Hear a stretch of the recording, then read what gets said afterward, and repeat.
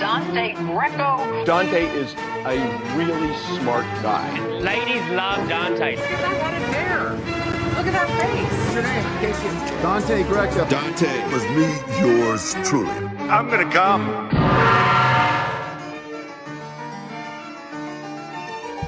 Good evening, my fellow Americans. Welcome to the Dante Greco Show, joined once again by my co-host and fiance, Evie Matavelli. Say hello, babe. Hi, babe.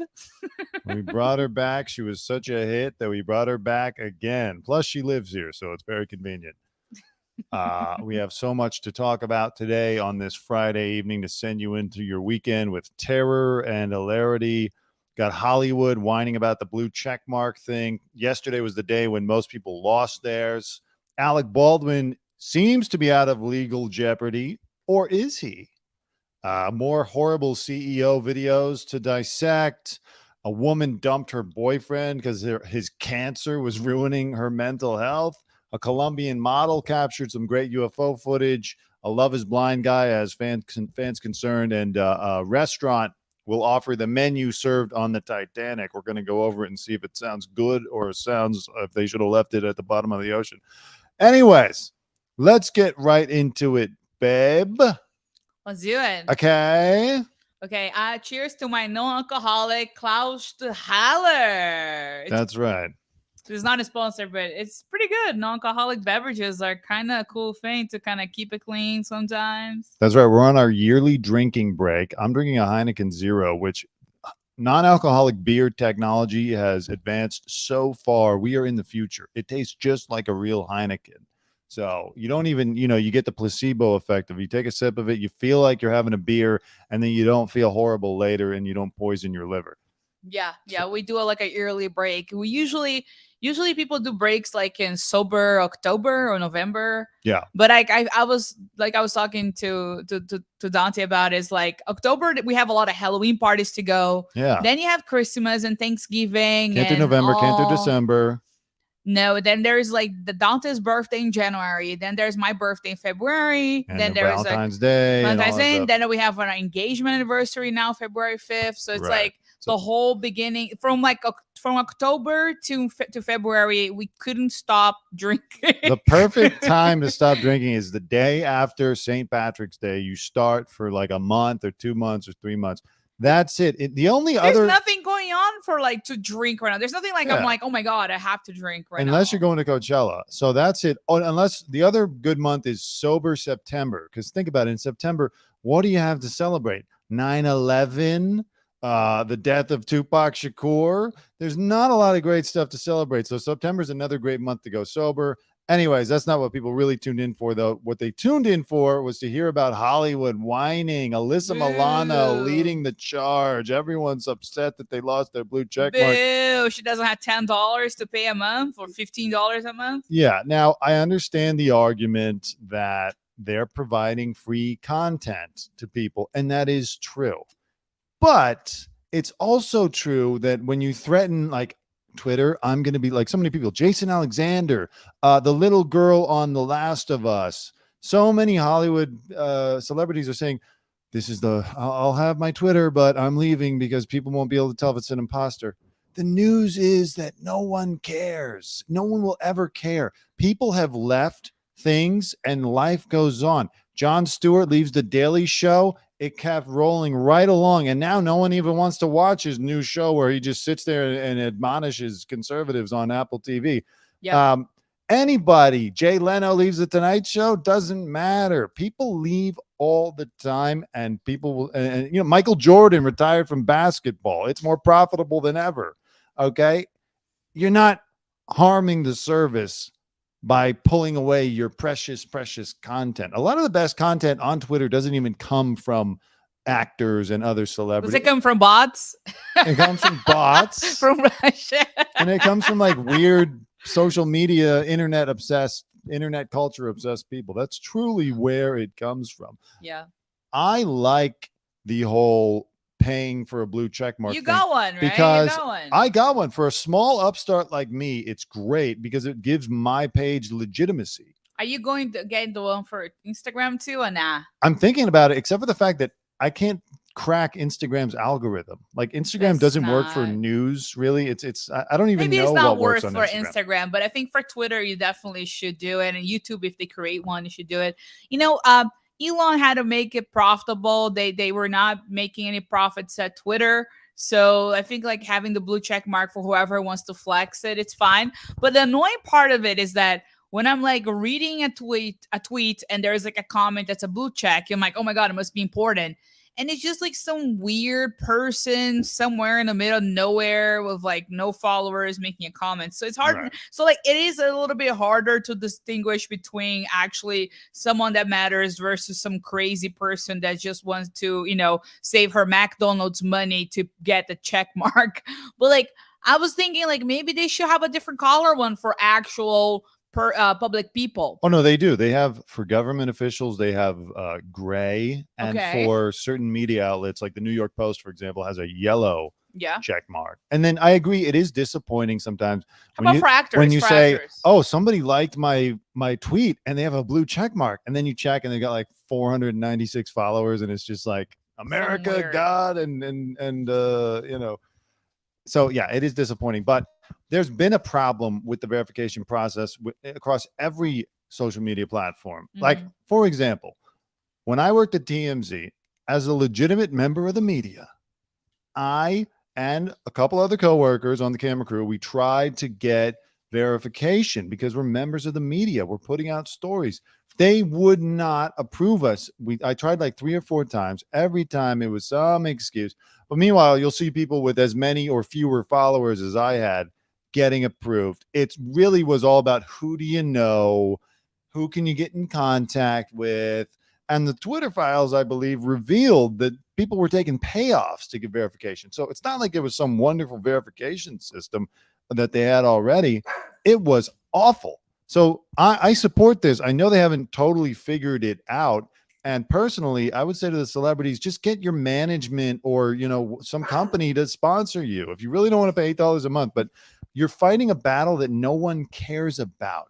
And it also makes a lot of celebrities look bad because the rest of the country is going to sit there and say, who isn't following along so closely, they're going to be like, wow, Hollywood whining again. Can't pay $8 while I got to be out here, on an oil rig.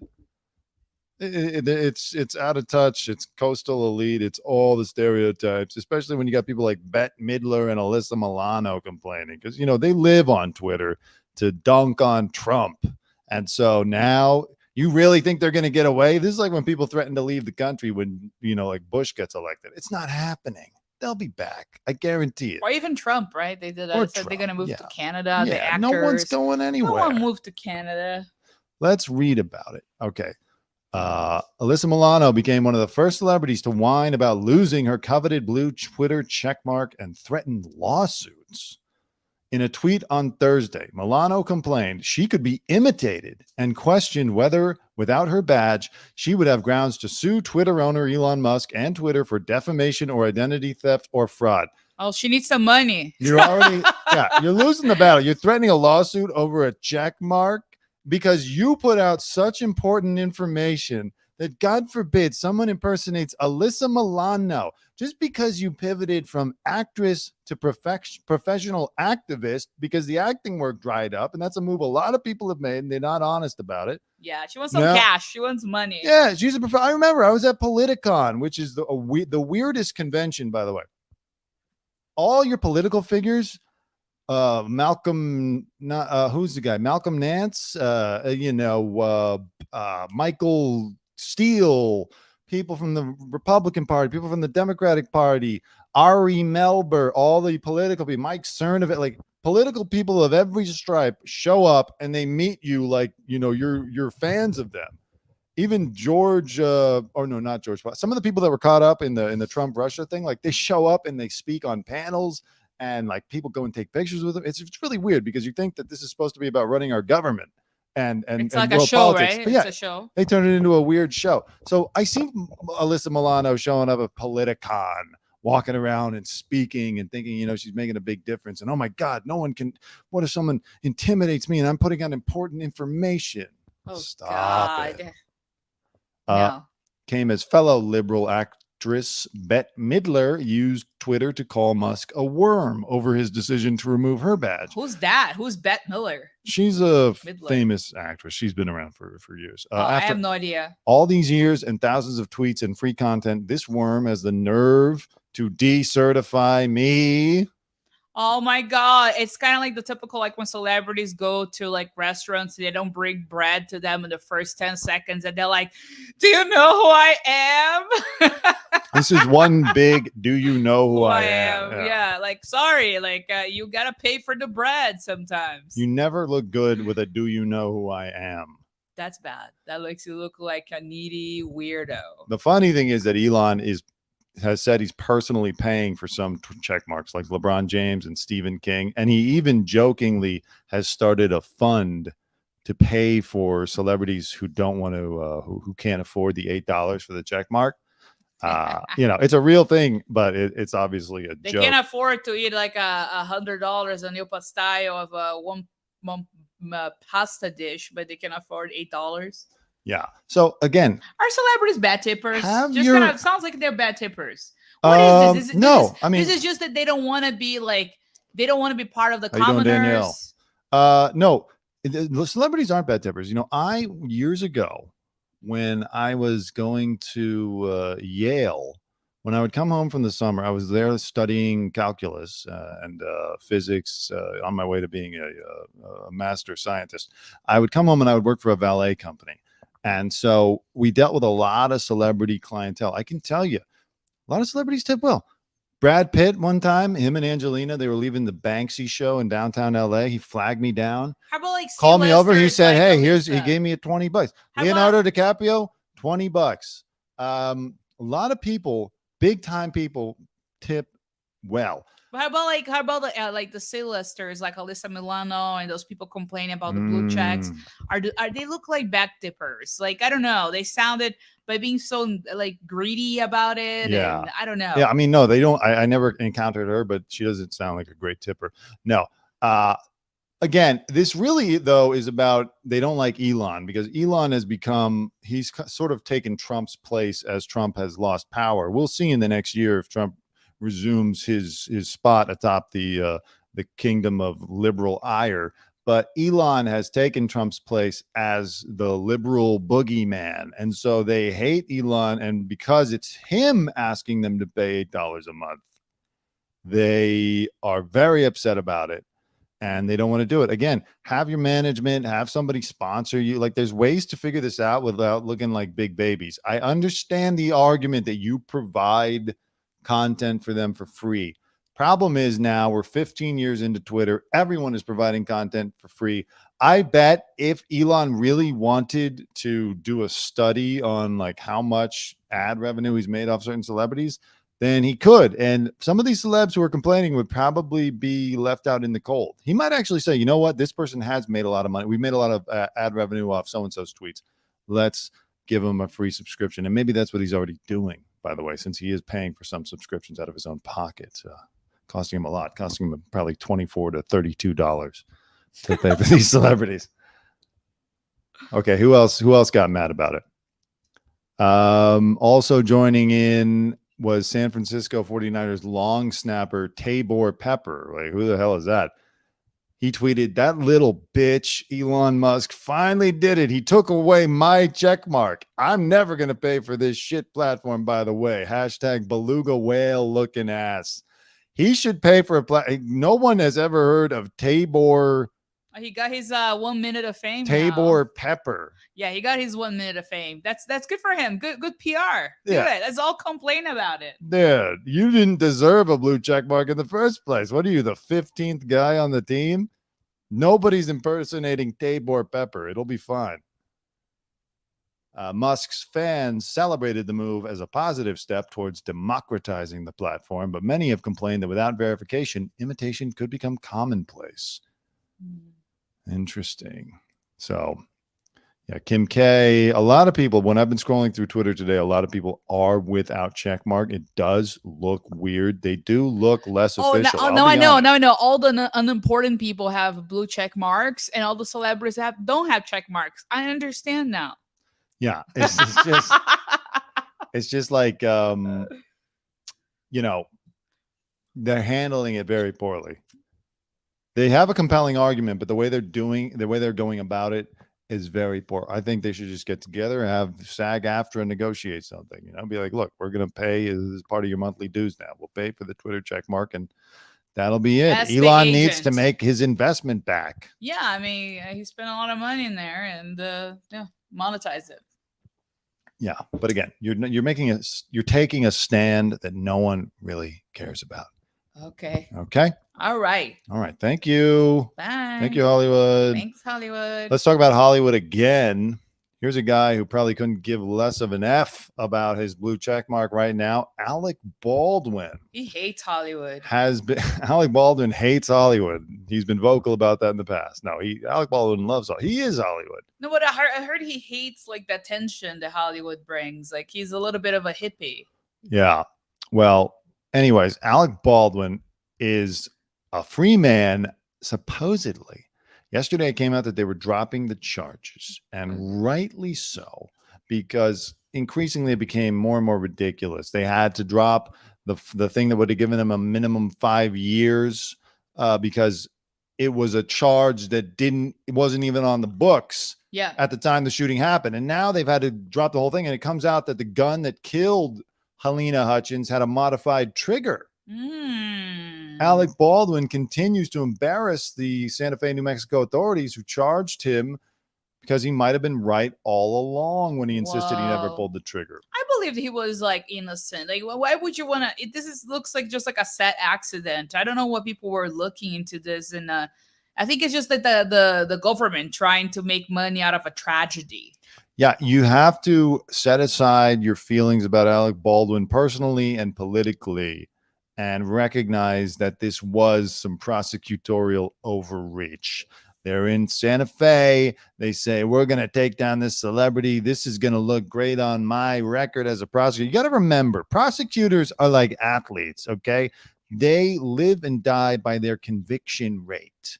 They need to maintain a certain conviction rate. So if they think they can lock you up, they're going to go for it, whether you're innocent or guilty. If they think they can build a case that's going to put you in jail, they're going to do it, and they're going to smile as you spend the rest of your life rotting because it's good for their career. So she must have, whoever the woman was, the DA who had to step down before the charges were dropped anyway, she probably thought, this is going to be my white whale. This is going to be my big score. I'm going to bring down a celebrity. It gives me shades of Kobe Bryant in Colorado from 20 years ago.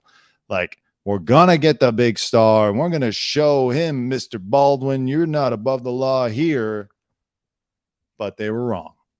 Yay, congratulations, Baldwins. Yeah, the prop gun had been modified. The trigger mechanism had been changed, which increased the probability it could have misfired without Baldwin pulling the trigger, which also begs the question, what the hell was the FBI looking at? Because the FBI said, no, he had to have pulled the trigger for this to happen. Wow. The DA made a big deal of its theory that pulling the trigger was a major component of its case, a case that has now gone up in flames. It's unclear when the authorities learned of the modification. Look how much white hair he has now. He's so stressed, probably lost weight. I feel it's a sad image to see him looking like that. He looks very stressed. This probably took some years off of his life. You know, no offense to the rest of the life that was taken away from Helena Hutchins, but I think, you know, it was too much stress. They were trying to do something that really, and a lot of people I've heard were not supportive of this because a lot of people work in the film industry and they're saying, what the hell? Now, look, Hannah Gutierrez Reed, the armorer, is still facing charges. So there will be some punishment for this. You got to feel bad for her on a human level because she's the last one left holding the bag. But on the other hand, she's probably the one who effed this all up and got the woman killed. She's a prop manager. You're supposed to be able to manage the prop. If you can't do your job and know you can risk people's lives, so you have to be held accountable for it. Yeah. I'm wondering though, because Alec has resumed filming on the movie Rust, which I'm happy about because I've said before, I wanted to see the movie before the shooting happened. I was interested in seeing it. I mean, Alec Baldwin in an Old West film. Sounds amazing. It's not going to be great, but I'm sure it'll be entertaining. We love his vibes. Alec Baldwin with an Australian accent as an Australian outlaw named, Billy Rust. All right. That's what it is. I'm sure it'll be good. Yeah, they resume filming in Montana, though. They're not going back to New Mexico. I wonder how it's going to be handled the first time something goes wrong on this movie. Like, I don't know. Because he still has a temper. I don't want. I think he should take a break from acting. Honestly, doesn't sound like a good investment. Like, think about how much money this movie lost, probably with all those legal issues. Like, sometimes you just have to think about it, kind of like that Marilyn Monroe movie. Actually, Something Has Got to Give was shot by with another actress, right? Maybe they gotta do that. Maybe they gotta find another actor and just recast. I know he's a producer. But like, honestly, take a break from acting. Like, don't do this to yourself. Like, honestly, the interesting thing is how he's been able to put all of this out of his mind. Like, he was pushing even before the charges were dropped. He was pushing to resume filming, and now he's going to go back there. He's going to get back into costume, and I'm assuming, yeah, I'm assuming he's going to have to pull the trigger on a prop gun again. Like, what are they going to do? Just everyone clear out? And then, as I said, what if something goes wrong? I have an idea. I think they're going to leave like a tripod with a camera there. They're going to say 1, 2, 3, action. Everybody leaves and just let him shoot the tripod. Truly, and not going to kill anyone. But like, seriously. What if he does it again? What if somehow he's just like, oh, fuck. Like, I don't know if he's getting away with it next time. Or just like a disagreement on set, what the jokes are gonna fly. Like, oh, don't shoot me. Okay, Alec, whatever. I think you should just stop. It's very strange that recast. He's making the movie still. He's narcissist. He's a narcissist. We know he was. Like, he's the image of a narcissist. He sounds like a narcissist, but like he's very interesting. But like, does he just have the greatest therapist in the world, or is he on some kind of medication? How is he able to put this out of his mind? I would be thinking about, like, I'm going to fuck up again and kill another one. Yeah, like the PTSD of stepping back on set and being like, okay, we got to get it this time. It's been a year, 2 years. I don't know, Alex. Just Alec Baldwin. Just let it be. Recast it and just watch it sitting, from the stand. Or like maybe you have like a stunt hand, someone else's hand is brought in for a close-up so he doesn't have to actually. He has a lovely tan. Maybe he was in the Caribbean. Oh, I'm sure I feel bad. He had to sell his Hamptons house because of this. I hope he's able to get it back. Oh, okay. Oh my God. Let me see if there's any details about this. Okay, so he's coming. Hilaria looked comfortable in front of the camera, smiling with her 7-month-old daughter. Yeah, that's right, because she was all stressed out. Remember, she came out in full accent one day and was like, you have to listen to me. I am going to talk to you just this one time, and then you must leave me and the baby alone. And like, no one said, hey, you're still doing that fake Spanish accent, huh? Because I guess everyone felt bad because her husband was facing jail time. But let's not focus on the fake Spanish accent. Okay. So he was going in. Yeah, they were having a good time even before the news. He must have known, though, that it was probably going to get dropped. Here he is being filmed. Are they filming a documentary about this? Probably. Huh? Wow. I mean, he's trying to get his HBO deal too. I love that he's doing it. I can't understand how he's doing it. He's like, it'd be great is if we also made a documentary about this. It's about my challenge. The obstacles that I must overcome. No, and he's probably said to the cameraman, the people that he's casting, he's like, I'm probably gonna win.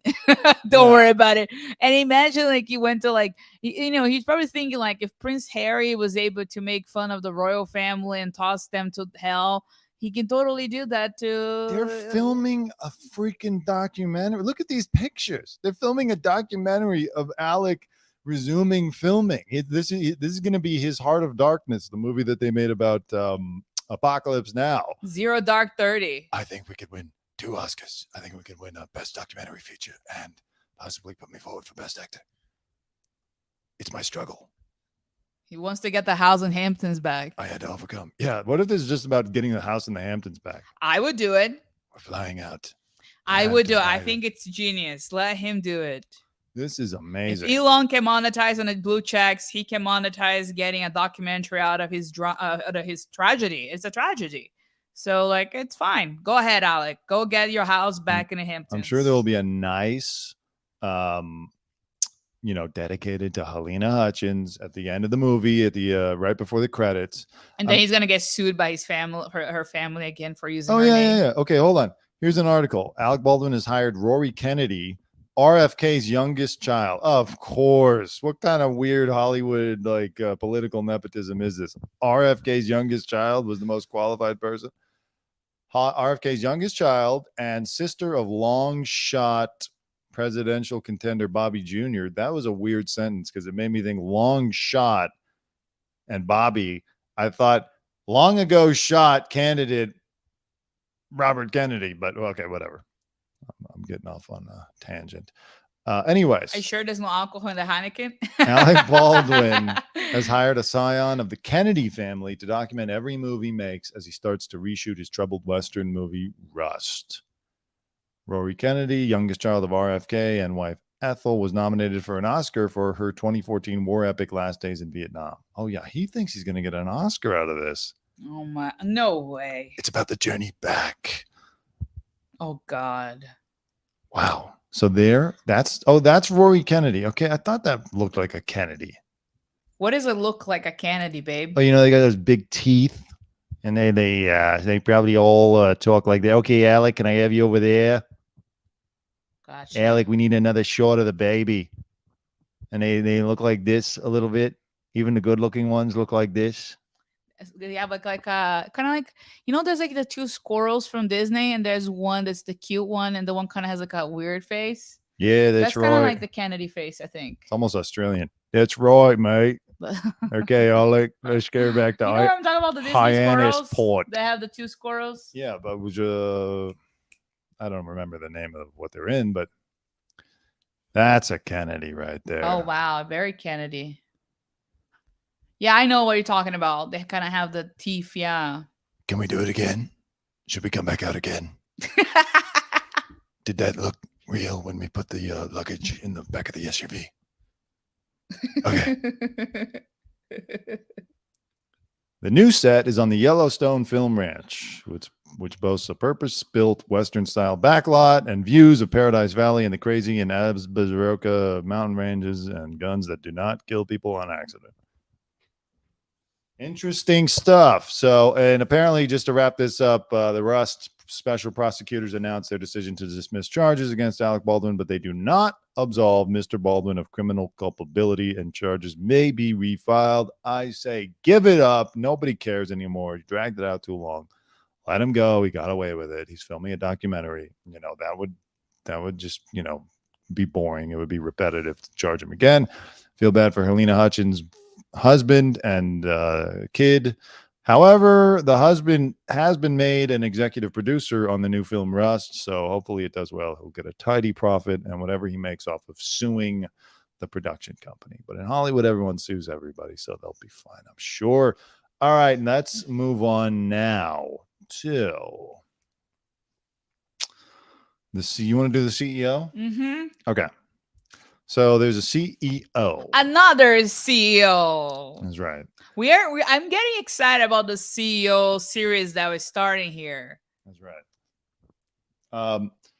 Tech CEO applauds an employee selling off their pet dog to accommodate return to office push. Oh my God. I mean, this guy.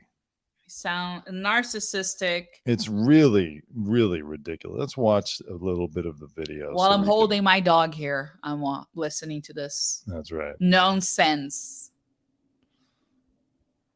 I mean, really. James Clark, CEO of ClearLink. I'm all in what we're doing here at ClearLink, and I want you to know it and feel it, because this is what we do. And I've sacrificed, and those of you that are here have sacrificed greatly to be here as well, to be away from your family. I learned from one of our leaders that in the midst of hearing this message, went out and sold their family dog, which breaks my heart as someone who's been, at the head of the humanization of pets movement in other businesses that we've built. Pause. But truly, those are the Humanization of pets movement. Yeah. What are you talking about? Like, and by the way, look at his LinkedIn as you say now that, because he actually used to work for a pet organization in his corporate life. Well, you know what he means by the humanization of pets movement. He means like humans, you move them to a point where you don't mind firing them and getting rid of them. Just like human employees. He's like, yeah, you know, you're a human now. Well, we can fire you. What's the word they used for you once? They discontinued once recently. One of our employees discontinued their dog. Oh my God, it was so emotional. But you know what? He stayed. He worked his ass off, and now he's dead from working too hard. This is that we've built. But truly, those are the sacrifices that are being made, and I honor you for those sacrifices and what is taking place here. That said, working hard at all, oh my God, and it's unfair to the rest that are.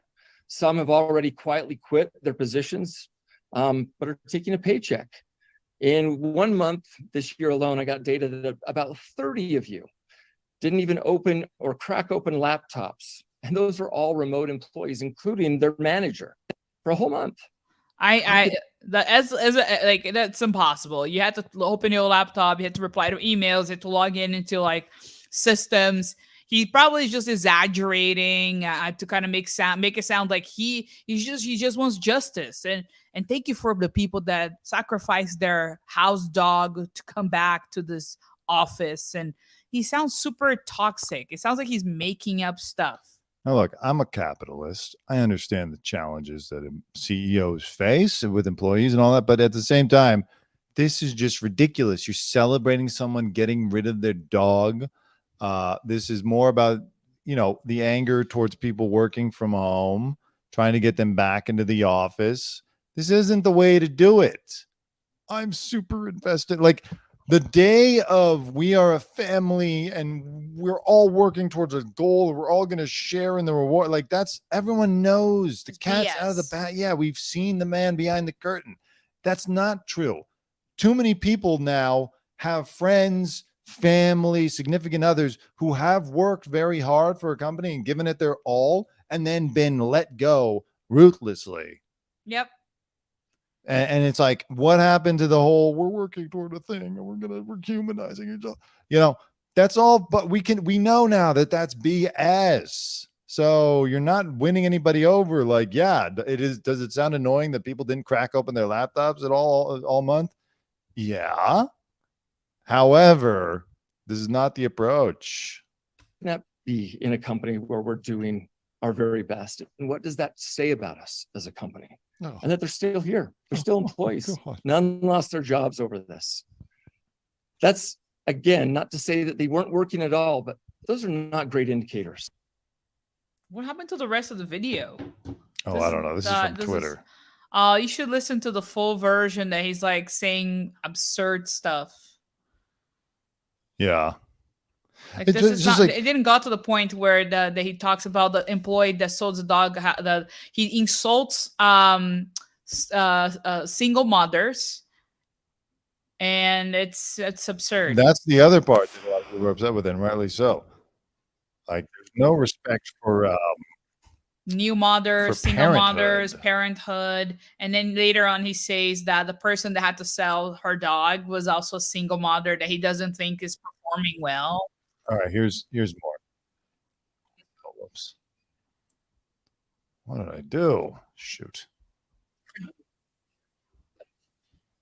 Oh, come on.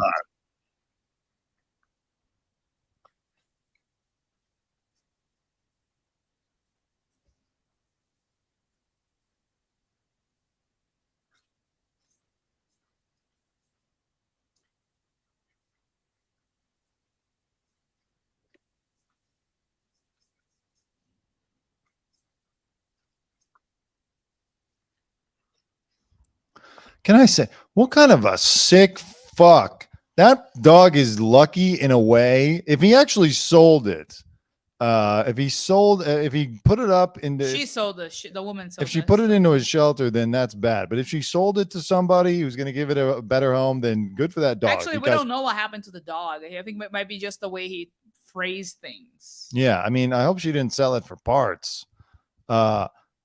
And you told me actually there's a whole epidemic of that going on in LA. Oh yeah, like a lot of people are losing their jobs, and the shelters from the LA district for the animal center, animal control. They have like the shelters are so full that they are sacrificing dogs. They're actually really friendly, really cute, big, small breeds all over. If you go to the Annesburg pet space, they are always sharing videos about dogs that are available to adopt through them or directly to the LA system. Right. So it's being an overflood of animals. People are just It's happening a their lot dogs. because the CEOs like this, people are having to get rid of their dog, and to it's go back terrible to for the dogs. office, or people just are getting out of town and don't want to pay a plane ticket to the dog, which is not even that much money. I think it's like $150 to bring a dog with you for How is trip, it? But like trip. the fact that he's bragging about this too. He's like, I heard about this person who sold their dog. That's how committed That's they a are. role model. That's a role model. It reminds me of one time I heard Donald Trump Jr. talking about how a janitor at Mar-a-Lago skipped his sister's wedding so that he could be there to work some event that they were having. And it wasn't even like a special event. It was just like, their regular weekend dinner or something. And the janitor said, oh, it's all right. She'll have another one. And Trump Jr. was like, oh, we love that. We love loyalty. Like that's a little too much loyalty. You should let the guy go to his sister's wedding, for God's sake. That's insane. Come on. We're so in here at Clear. And his voice is annoying too. Oh. Okay. Let me justify quiet quitting is someone that leaves at 5 p.m. When the quiet quitting is not someone that quit the job and forgot to tell the manager. Quiet quitter is someone that actually will just do 40 hours a week, that will start on time and leave it on time. And that's just doing what your job is supposed to be and not doing extra. And the problem is a lot of employers, they expect you to stay longer, to work crazy hours. How many concerts I missed to go because I had to work. Not like fun concerts like, oh my God, I missed Coachella. It was it was like a concert, like an evening concert that you had to go to. Yeah, or family stuff, or even like a graduation rehearsal for my little one. It's just like, and I sacrificed so much, and it was all for nothing because you never got really recognized. Didn't change anything about performance review. Nobody cares. It's just that this urgency of doing things Friday end of the day for no reason, just to hold someone's life, just to play with your life. A lot of managers are sadistic people that would just play with your life. They are. And look, this isn't like an anti-work show. We're not anti the system or anything like that. We love money, but we like humanity too. We were at the forefront of the humanizing humanity movement. It's just like there needs to be a little bit of a symbiotic, like an even, exactly. relationship. How?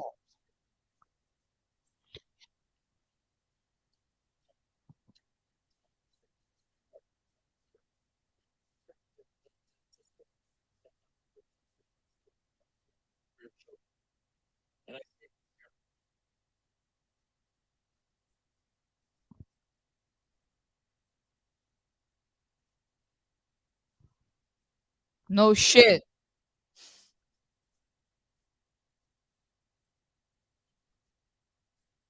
Needy bosses.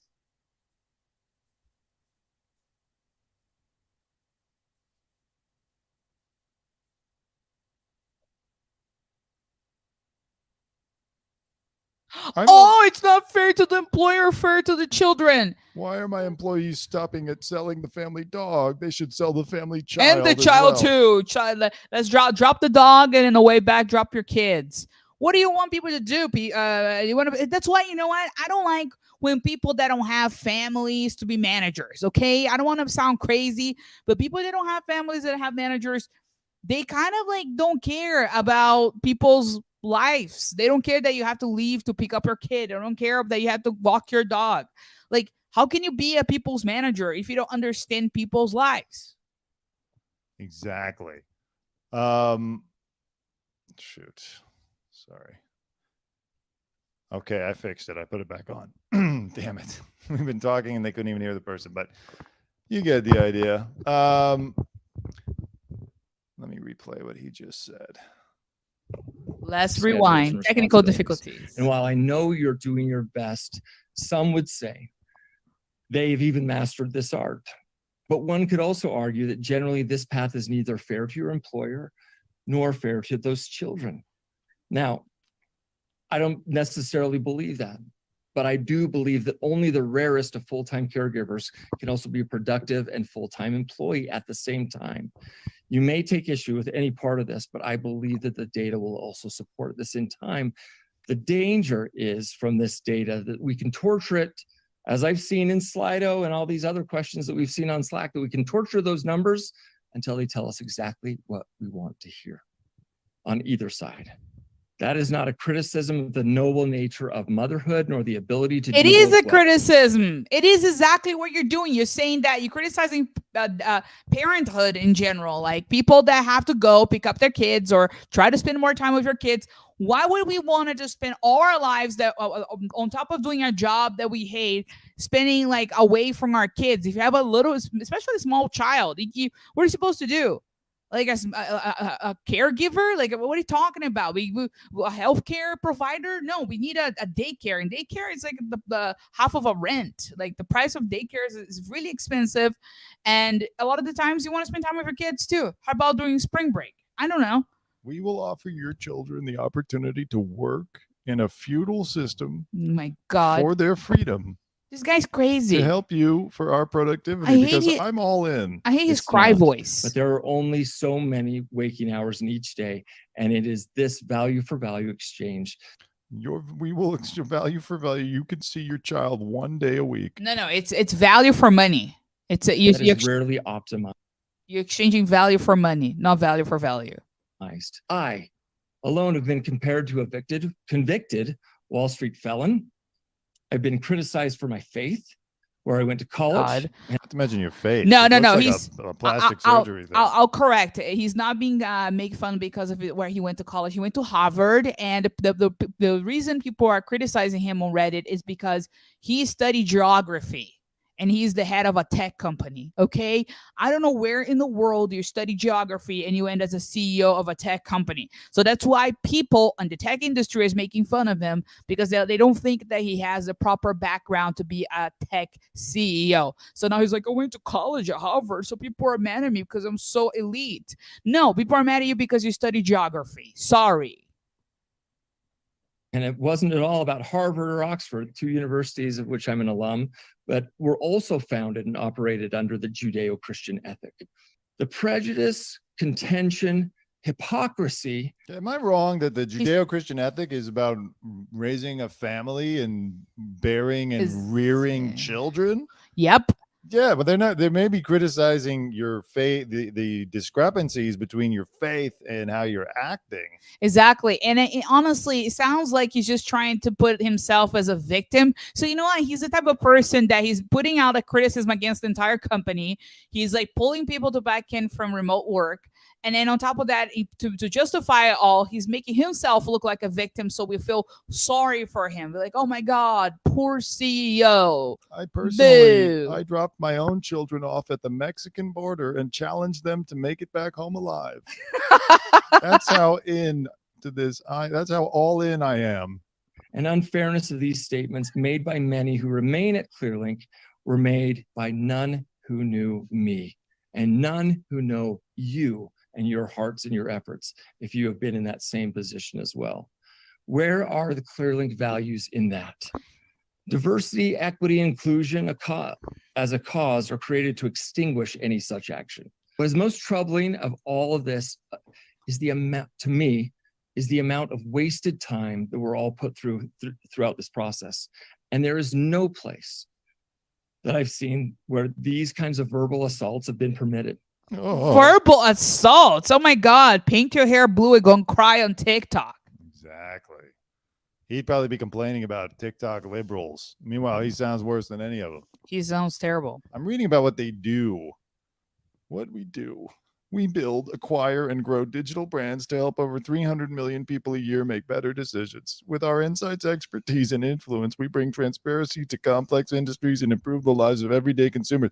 This is like that BS corporate speak. I still have no idea what they do.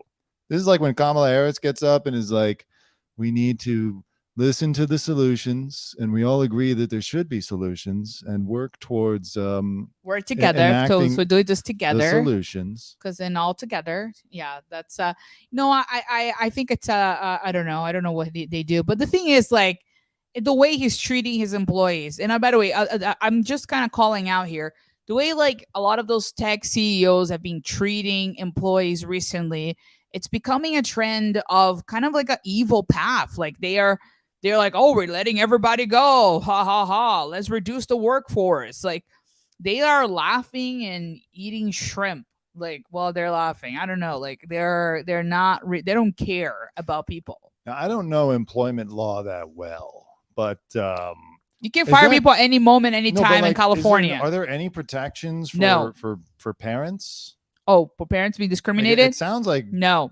some clear discrimination against parents, mothers Nope. in particular, when you're saying only the rarest No. people can be caregivers and Or good dads employees. of young babies. Yeah, no, there's no protections. Actually, they say that you're not supposed to discriminate. So when you apply for a job, they're like, oh, this environment is no discrimination. You can volunteer to say who you are in the list here. It's not going to affect at all your candidacy. Of course, affects the candidacy. You're telling who you are, your background, what you believe, what you don't. Because if it's a minority compared to what they are hiring or their culture, they're not going to hire someone. Yeah, and they use that instead of being like, oh, inclusion. Use that as a way to kind of determine if they want you in the team or not. There's no protections, but if someone openly say that you're not hired because you're a mom or because you're a dad, then you can sue them. But otherwise, if they don't openly say that, there's no protections against the employee. Right. Well, as predicted, a lot of people are coming down on this guy. So anyways, we'll keep an eye on this. There's a lot of other CEOs that are just doing ridiculous stuff. Shoot, our dog, little puppy. She almost fell. We are selling this dog. We have to, so that we can put out more content. That's how all in we are. We're gonna sell this little pug. It's costing $100 million. We haven't been able to put out enough videos because of our family dog. Only the rarest employees can be dog owners and content creators. All right, let's keep it moving to a feel-good story straight out of the Ted Lasso universe. You know, this is just really inspiring. Taker. Sorry, we're having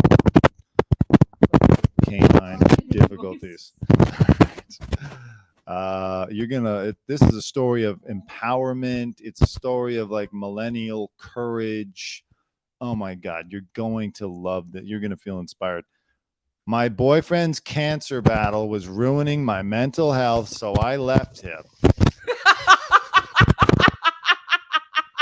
Now, does that not sound like an episode of Ted Lasso? Oh, actually, I was my first boyfriend. He had cancer. That's right, and you left him. No, I didn't. I was with him to the like all the way through to the end of the cancer. He's still living. No. He lived, and I was with him for like another 5 years.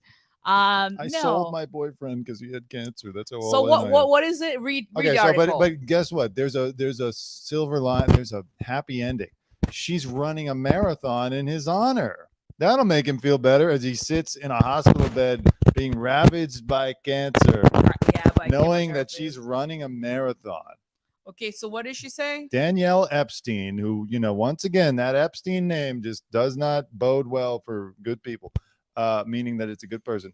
A woman running the London Marathon for her ex-boyfriend has admitted she left him because she couldn't cope with his cancer battle. Now, of course, look, is it stressful? You got to go to the hospital all the time. The guy's dying. You feel like, oh, when is it my time? You might not die. Like, I was with someone that had cancer. He didn't die. But that's kind of part of life. If you're with somebody, you're not supposed to leave them because they have cancer. Who are you, Newt Gingrich? You know, don't I leave your significant other because they have cancer. You know, like I think like that's the thing about media. Like, let me just explain something. I'm not trying to defend this person, but a lot of the times we glorify the sacrificer a lot. The someone that was just sticking in a shitty situation, going there.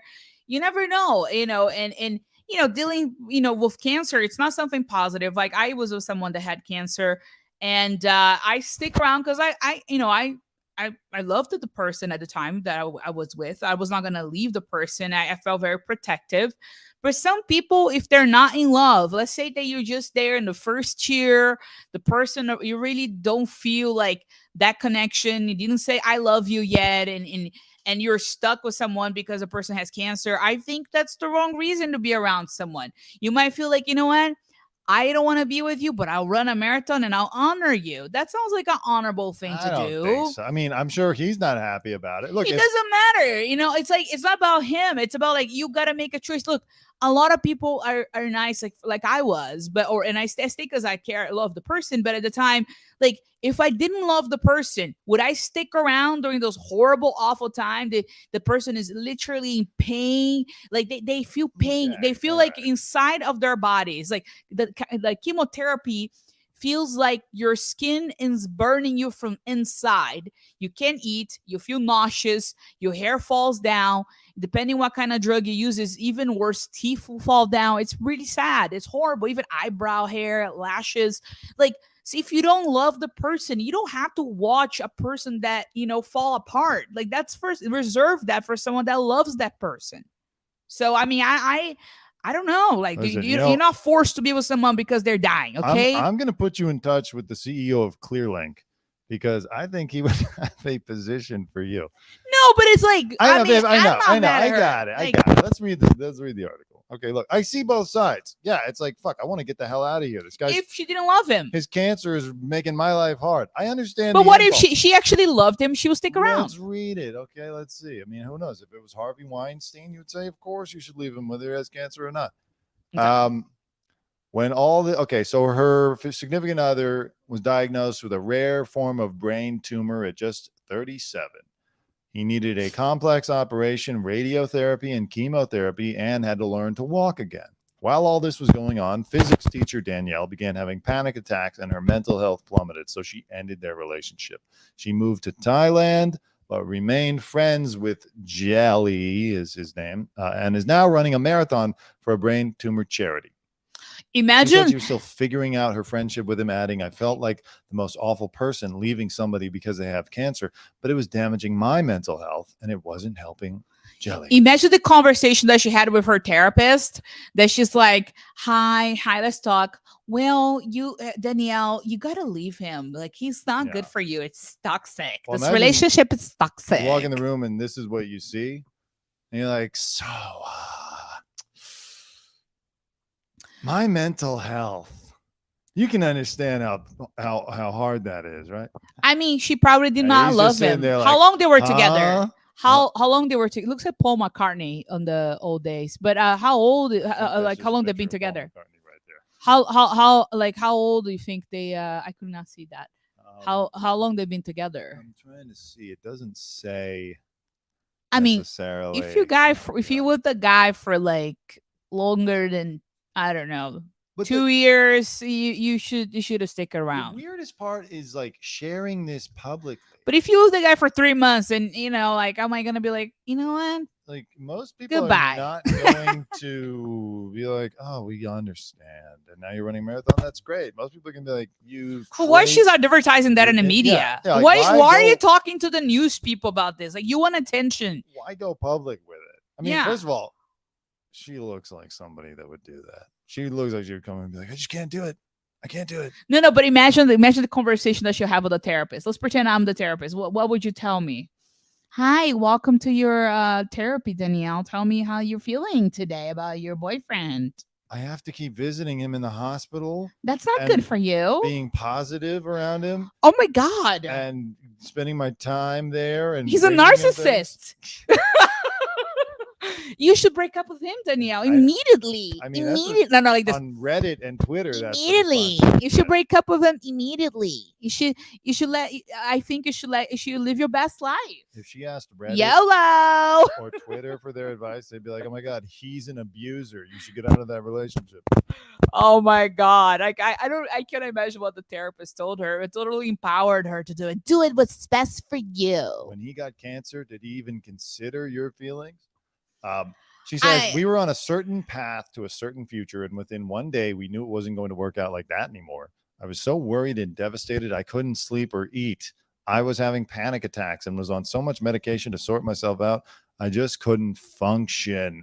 Imagine if Eleanor Roosevelt walked out on Franklin Roosevelt after his stroke. You know, this country, we would be speaking German right now. Quick. Oh my God. Following his operation, he had nerve damage that paralyzed the right side of his face, leading to a squint that causes double vision. He also can't fully close his eye and must use eye drops and ointments. She said, I felt so helpless watching this all unfold, so I knew I had to do something, and that was breaking up with him. I mean, sometimes depending like how long they've been together, imagine if his family, because imagine if they start dating for 3 months, right? And now his family is like, you're a caregiver now for him. Like, I know. It's tough. It's hard. But like, what really annoys me is like, I knew I had to do something. So I decided to run a marathon. Like, honestly, who cares? Is he getting anything out of that? I remember sticking around with that person in the hospital. He was getting this drug called carboplatin, which is a new drug for cancer. Yeah. And we were watching movies in a chair, and he, see him drifting off, and I'll just eat all his snacks at a time. And I don't know, we had a good time. And then, but it's hard to watch someone going through that. It was really hard. Honestly, it's really hard. Yeah, well, I hope you ran a marathon. But I did not run a marathon. I sit down next to him as a couch potato that I am. And we watch all the movies and I ate all his snacks because that's what I do. All right. Before we run out of time, I just want to get to a couple quick stories. Here we go. Where is it? Let's do the Titanic menu real quick. Let's just see what's on there. A Canadian restaurant is going to create a 9-course original menu that was served on the evening when the Titanic sank into the Atlantic. Titanic? You say Titanic? When the Titanic sank into the Atlantic. First class menu. First course, oysters. Ooh. Second course, consem Olga. What cream is that? Of barley. Ooh. Third course, poached salmon with mousseline sauce. Mussolini? That's right. Fourth course, filet mignon. Ooh. Fifth course, lamb, mint sauce, roast duckling, sirloin of beef, green pea. Sixth course, punch romaine. Wow. What is this? What is this? The Mergo Marco wedding meal? I was hoping when we read this, it would be like some simple old food that no one eats anymore. But you know what? It sounds just like a normal delicious menu. So we're going to skip this story now. But we love that actually, because like we actually, it's been really hard to find oysters. Our spot in Santa Monica closed that we used to have oysters for a good price. And now you can never find a good place that sells oysters anymore. I don't know what's going on. That's true. I will go to Titanic to dine to have their oysters. So true. So true. All right. Shane. Okay, let's do the UFO footage real quick. UFO. A Colombian model took some UFO footage. Now you have to be suspicious because you think model footage, clout chase, followers. Did do anything for clout. Exactly. But people are calling it the most clear UFO footage ever seen. Nate from Barstool Sports, the authority on all things paranormal. Nate from Barstool. No one named Nate actually is an expert in anything. The most clear UFO footage I've ever seen. I'm sorry, I never met a Nate that is a specialist in anything. And we know Nate from Barstool Sports has seen everything. Oh my God! All right, let's watch the footage.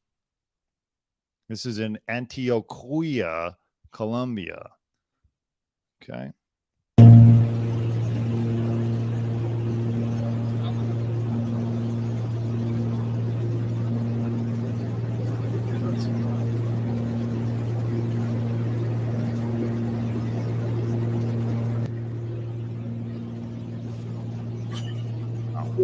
It looks like a balloon.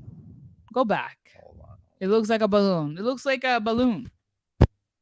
That's it.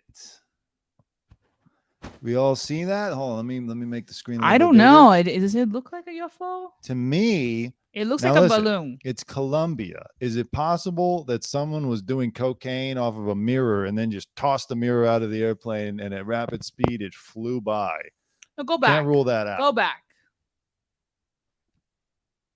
All right, so they're flying. She's in what looks like one of those small planes, the type that always crash and kill people. Type of plane you don't want to be in. Come on, you son of a bitch. But that's it right there. It flew by. It's like one of those. I've seen stuff like that, by the way. Right I outside saw our window. stuff, and I know that today my hair looks like that weird History Channel guy who's always like alien. It's your moment now. I haven't Do gotten it. my Do it. haircut yet. Why are you not wearing a tie and a bottleneck?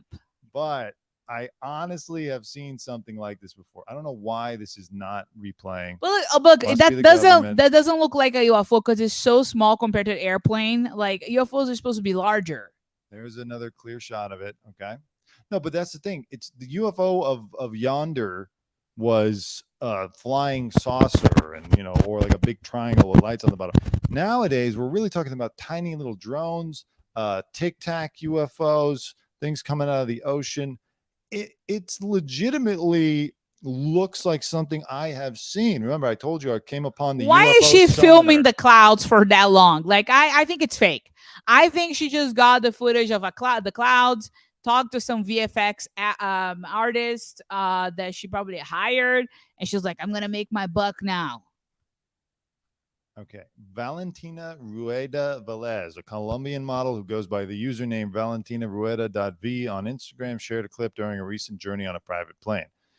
She has worked with the likes of Pretty Little Thing during her career, claims to have seen something strange pass by her window while flying on April 4th. Now, you've worked with Pretty Little Thing in the past.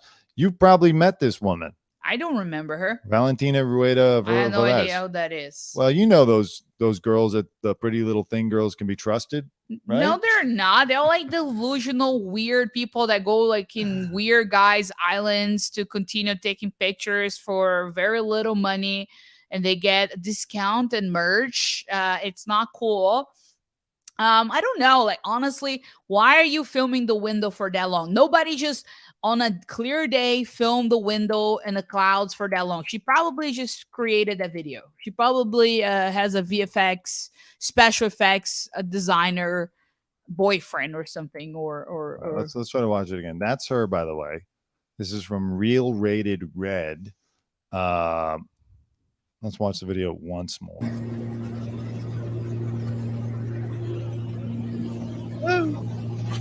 That was it.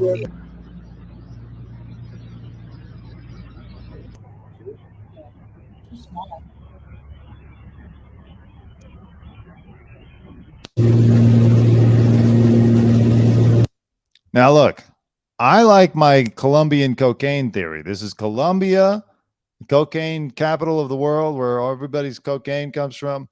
Someone's doing coke in another private plane or a helicopter. They finished it all. They want to toss the cocaine mirror out. They fling it out the window, and that's what ends up happening. So that's, to me, a rational explanation for it. Anyways, listen, we had some other topics that we wanted to cover, but we've run out of time. So we're going to try to come back again. I don't know if it'll be this weekend, but Monday for sure. And maybe we'll do it this weekend since we ran out of time today to cover some more stuff. But yes. I want to say thank you to my fiance. Thank you, Evie fiance. Montevelli. Subscribe to her, follow her, follow my show on TikTok, follow, you see those little follow things in the bottom, subscribe, like, share, do all that shit. Thank you so much for watching, guys. And about the UFO, let us know in the comments below if you believe it was real, if you believe that was an artist, or if you think it's just like some kind of a piece of some different airplane that flew out. A cocaine mirror. Cocaine mirror. It was Colombia. Whatever it is. I don't know. It looks suspicious that she she caught that, and it was supposed so long. It's like she's waiting for it. She's like, so it's like her friend is in a different airplane. She's like, wait, guys, wait, I'm gonna be right behind you. I'm gonna be here. I'm on, and they send a text message, and then they kind of connect and kind of like release whatever that is. Right. And please consider selling your dogs and children so you can work harder. All right. Thank you, guys. Thank you, fiance, and see you. And as always, Have a good life. We will see you soon. Much love. thank you. Love. All right, Dante. So once again, thank you to my brother. Tell him your name again. Dante Greco. 2 words. Made in America. Dante, you're doing great. I never anybody over in my life. Listen, I want you to leave my good friend Ringo alone. Pal, Hal. Have a good day.